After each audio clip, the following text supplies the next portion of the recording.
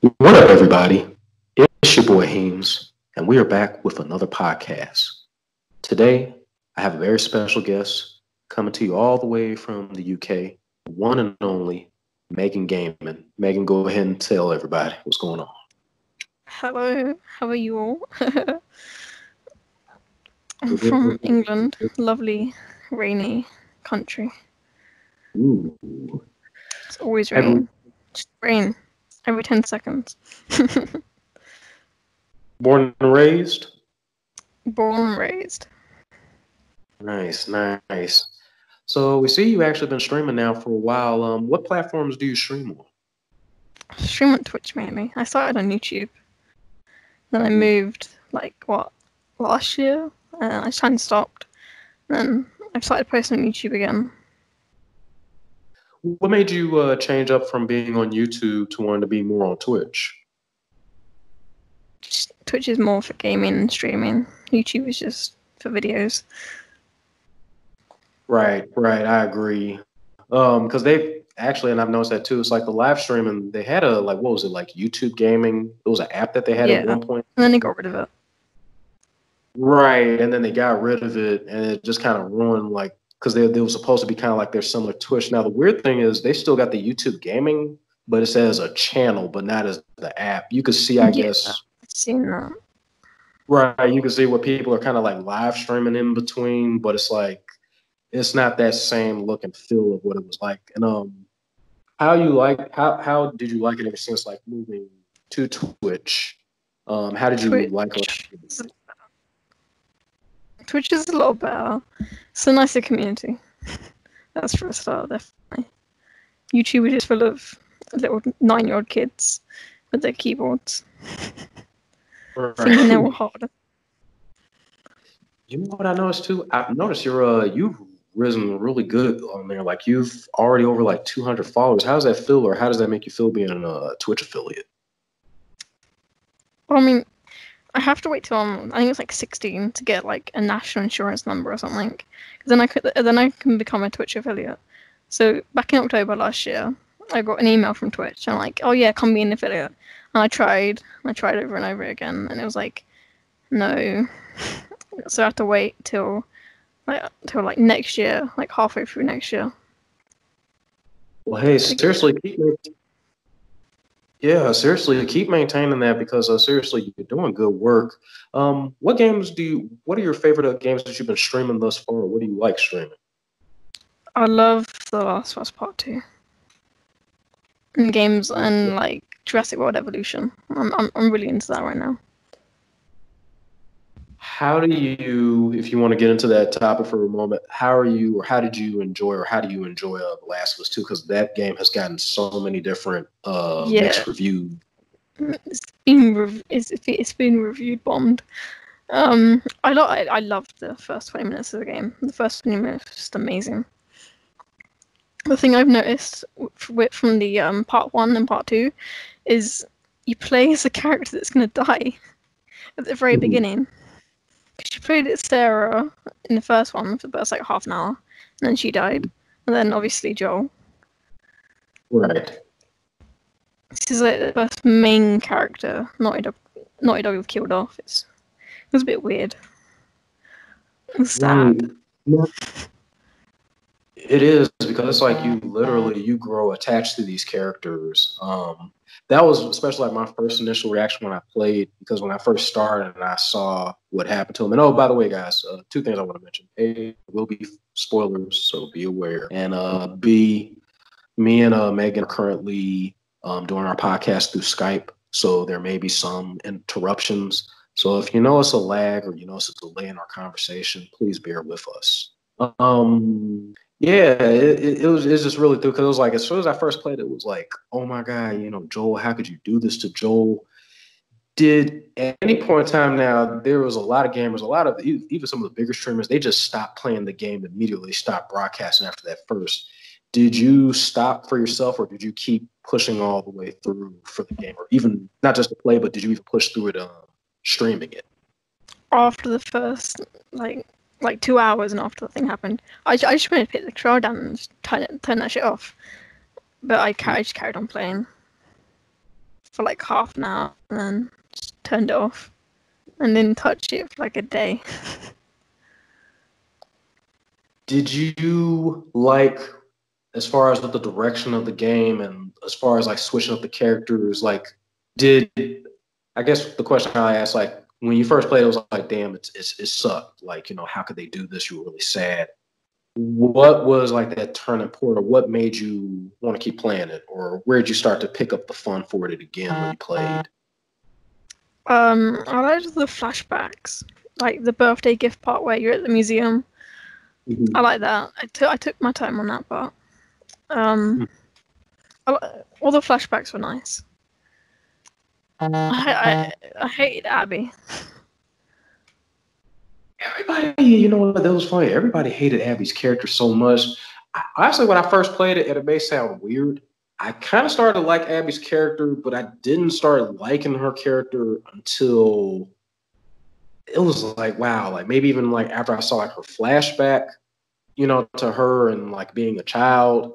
It was the kind of game, it kind of messed with you as far as like how you, because you know how it's like if you look at the game, It's like everybody else is the bad guy. Ellie and Joel, like, their group is like the nice, but then you play her character and she wakes up and it's like manning all these different characters that we all come to hate. It's like, it's a night and day. Like, how did that play with your emotions playing with that and being on the opposite side? Or did you still felt like you were still pro, like, Ellie, like, the heck with them? No, like, I was annoyed that we had to play as Ellie after she did Ellie. Oh my god, no, I mean Abby. I can't speak. Yeah, I was annoyed after we had to play with Abby right after what happened with Joel. I'm pretty sure a lot of people were. They're just like, oh yeah, here you go, you play as Abby now for like half of the game. And then it just jumps between Ellie and Abby. did you like how lengthy the game was? Because the game had a lot of length to it. Like, it was moments I thought the game was going to end, but it was like, no, it kept going. It kept going. The story kept on going. What did you think? I mean, like, the game's like, what, 30 hours long? Like, I completed it in like, what, 20 hours? Mm-hmm. Once it hit like the 19-hour mark, I thought I was gonna I thought the game was gonna end there. I don't know. I still had like some time left. The mistake I made was when I played it, I wanted to like take it slow, but then you pick it up at like lunchtime, you just play it all the way through the day, and it's like, oh no, damn it, I didn't mean to do this. It's something that I like what you said, because I went through that too when I was playing The Last of Us. Now, if you remember some of my streams, I'm usually either like an hour kind of a person or maybe 45 minutes. But that game in particular kept me on there longer. I was on there for like sometimes 2 hours. I think 2-3 days ago, I was on even for 4. Did you feel like it just really, like, the game was that good? It just really pulled you in? Yeah, the story pulls you in. Then you like go off and kind of like find stuff, so that it kind of keeps your attention to the game. Were you able to get any of the other safes, or did you kind of hit or miss on some of the safes? I tried to get most of the safe combinations, but some of them I just kind of crapped out, especially depending on the situation. Like if it was a lot of clickers in the room or I'm being chased, it's like, no. I mean, I found a couple of them. I mean, I found a bunch of them. I only got into a couple of them as I couldn't find the code for the saves.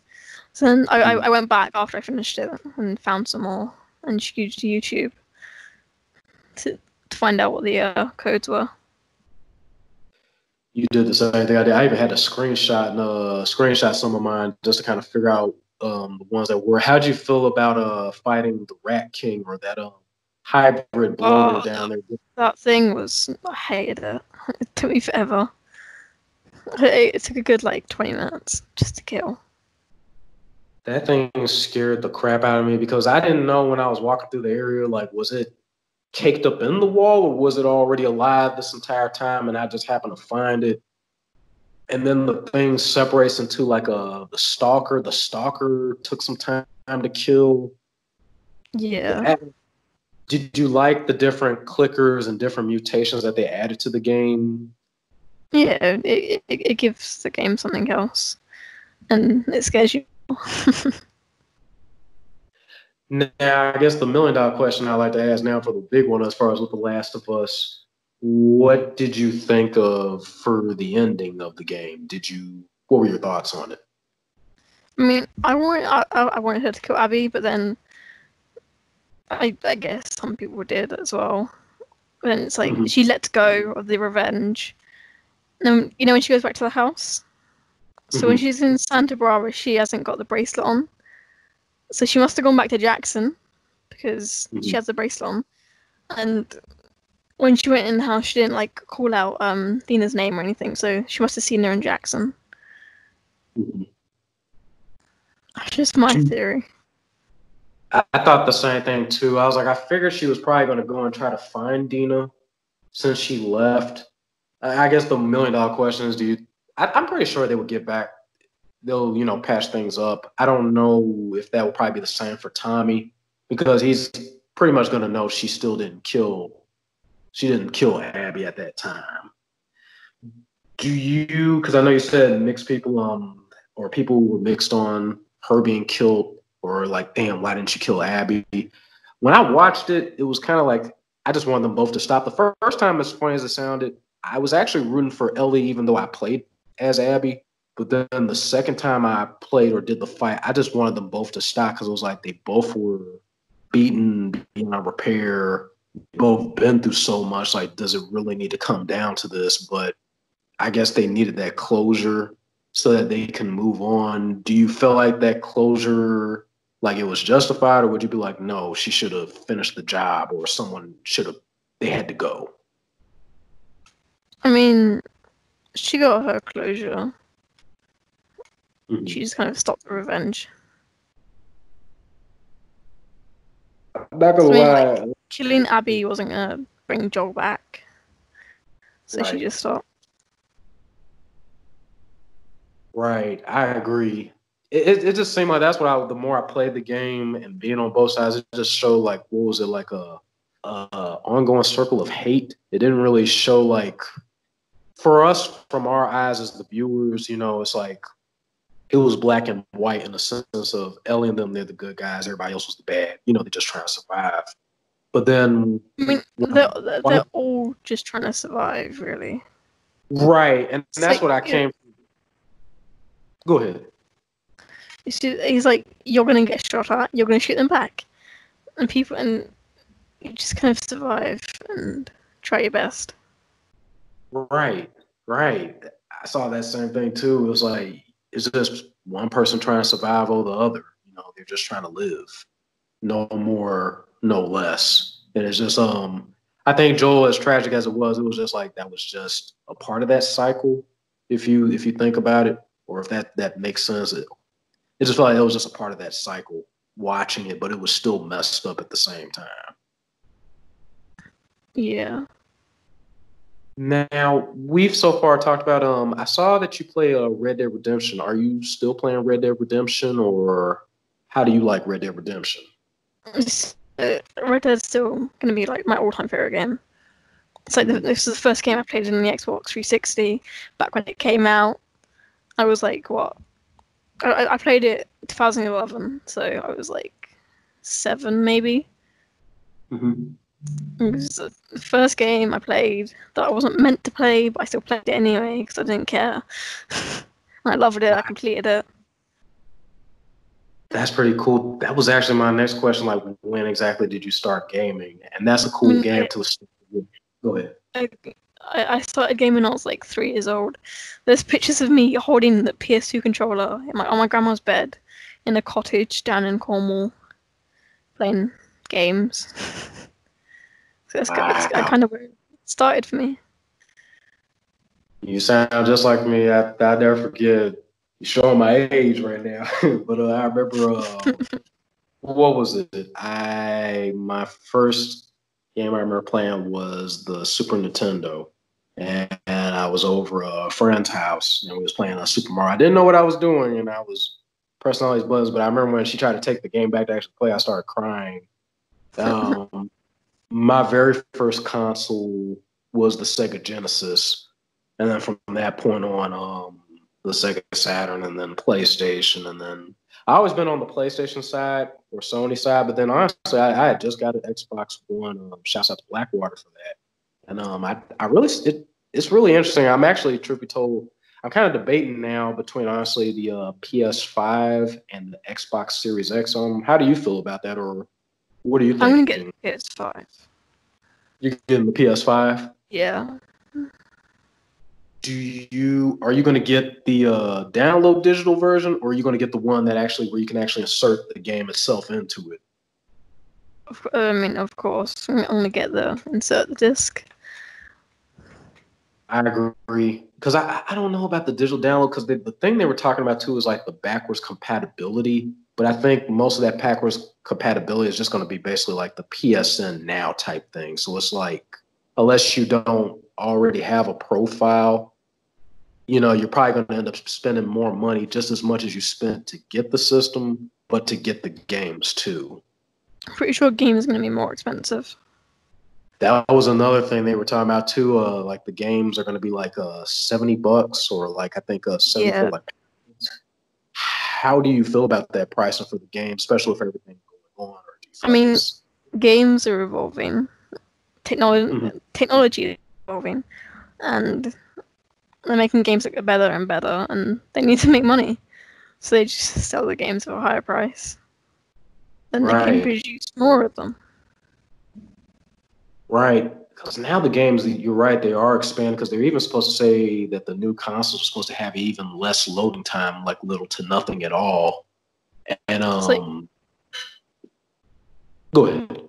it's like go back like 10 years, and games are nothing like they are now. The graphics are 10 times better and Right. just a lot more beautiful.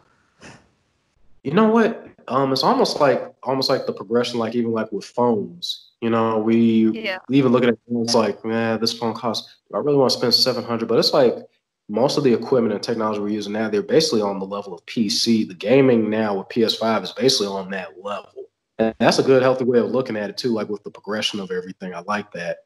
Because that's even like with the phone. Some people are like, well, I should not really spend this much on a phone. But then it's like, look at so much of what you can do now. You can literally walk around with like a PC in your pocket Yeah. versus trying to actually carry around, look around the top or the tower itself. What about the Xbox Series X? Are you thinking about getting an Xbox, or are you just Sony all the way? I mean, depends on what games they have. If there's a game that I really want to play, then maybe. It's because Mhm. I want to go and buy the Xbox 360 just so I can play Skate 3 on it. I miss those days. Just come home, just chill and play Skate 3. You remind me of me. I still got the PlayStation 3 hooked up, and from time to time, I'll still play my PS3 games. Now they have that no console left behind. Do you think that that will carry into the Xbox Series X, or you think, not all the way, so that way you can still enjoy those classics? I mean, maybe they could do that. Mhm. I have no idea. Now I think they're talking about now price wise, the Xbox Lockhart and the Xbox X Series or Series X is supposed to be slightly cheaper. Would that still like technically win you over, or are you like, nah, I'm still like, shoot, if I got to, I'll save up. I'm still gonna get the PS5 all the way. I mean, if the Xbox is cheaper, then maybe. Mhm. Because the prices haven't been revealed yet, have they? I don't think they have. Right. I think one of them's waiting for the other to drop the prices. So like Mhm. if the PS4 is like say like £600, then the PS5 will be like, okay, we're gonna the Xbox will like drop the prices down to like 400. So then people will actually buy the Xbox or PS5.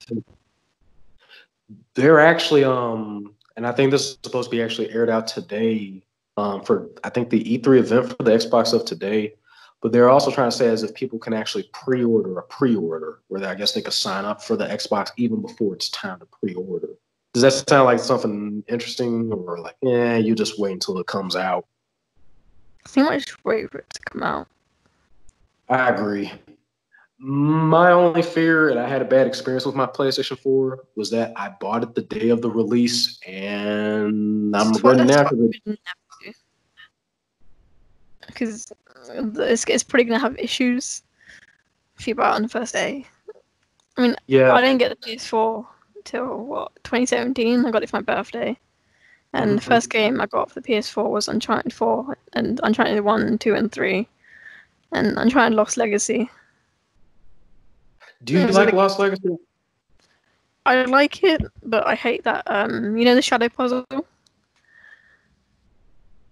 Where you gotta like move those things and you gotta get into the right place and stuff. I hate that part.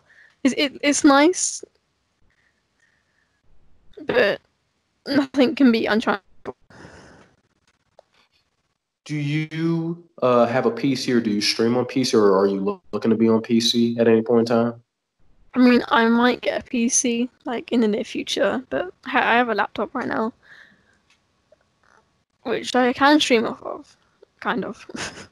I have done, but PCs are expensive.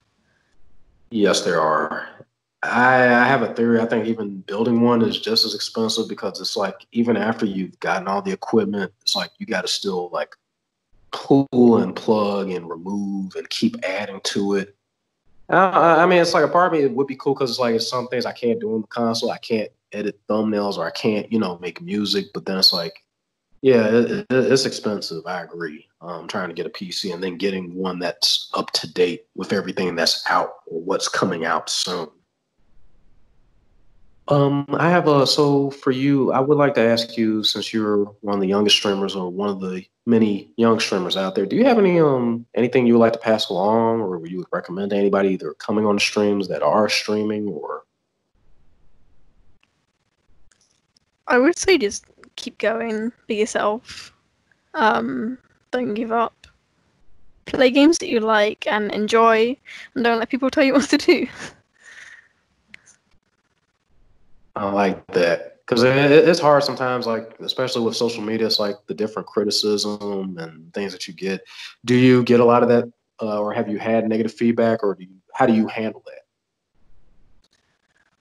Um, I've got a lot of crap on YouTube just for like playing games as a girl in general.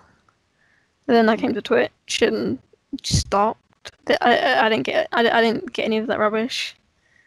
I got it like once, but apart from that, nothing. You know what? That's interesting that you said that too, because there's a kind of a controversy that's going on with Twitch right now. They're saying some negative things about people getting bombarded or receiving a lot of harassment, and not to deny anybody of whatever they're experiencing, but through my experiences, or even like what you just mentioned, I haven't really I feel like it's even better sometimes than YouTube. Whereas of YouTube, it's like you don't know who you're getting, what people are saying.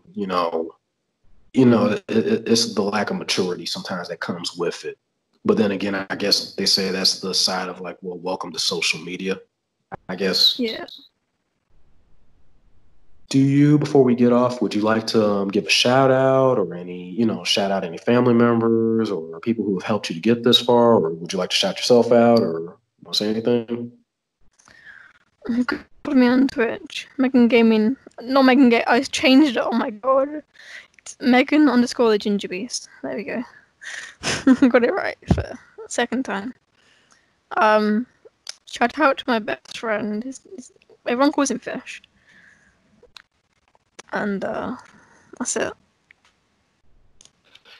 Do you have any social media platforms that anybody can follow you on that you want people to check you out on? I use Twitter. Hang on one sec. It's just Megan Gaming 1 on Twitter. And then last question I forgot to ask you, and I forgot, do you have any favorite or any streamers that have inspired you, or what either prompted you to become a streamer, or what keeps you streaming? I mean, Jacksepticeye inspired me to start YouTube. And then I just started streaming to see what it was like. And then I had fun, so I carried on. Nice. Now I'm at like 214 followers on Twitch in like a year, which is crazy. I'm telling you, that hard work and you being as awesome as you are is doing it. Like, seriously. Thank you again, too, for taking the time to doing this interview with me. I really do appreciate having you here. Thank you, too, for the many times, too, that because I remember us getting to know each other even like back on YouTube and being able to grow together on Twitch. It's really surreal to be able to do that with you. Definitely continue to maintain and keep doing what you're doing. It's definitely going to pay off. And I know you definitely can't wait once you hit Twitch affiliate. I know without a doubt you're definitely going to hit Twitch partner. So seriously, Megan Gaming, seriously, thank you. And keep doing the good work. You're really awesome. Thank you for letting me come on your amazing podcast. Thank you. Glad to have you here. You make it what it is. You and everybody here too. Thank you. And thank you guys. Earlier we had Celestial Gaming Goddess who came on here. We will have other interviewers to come through. So guys, definitely be on the lookout. If you like to catch this podcast, you can also follow it on SoundCloud, Anchor, and Spotify. This also is in a video form, will be found on YouTube and on Facebook. If you guys want to find out more, you want updates on more, please follow your boy on IG and Twitter at HeemsCast Gaming. All the words are stuck together. And of course, if you want to catch your boy stream, I stream on YouTube and I stream on Twitch Monday through Friday, YouTube at 6 p.m. Eastern Time and on Twitch at 8 p.m. Eastern Time. We'll definitely be back with some more segments coming you guys way soon. To everybody out there, this was your boy HeemsCast Gaming with another podcast and another interview with the one and only Megan Gaming. And we'll definitely see you guys with more content coming your guys' way soon. To everybody out there, peace until the next podcast and the next stream.